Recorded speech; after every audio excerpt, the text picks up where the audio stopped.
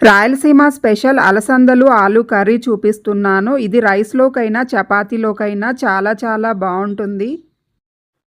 ముందుగా onions, tomatoes, పచ్చిమిర్చి cut చేసుకొని పెట్టుకోవాలి. అల్లం వెల్లుల్లి దంచి పక్కనుంచుకోవాలి.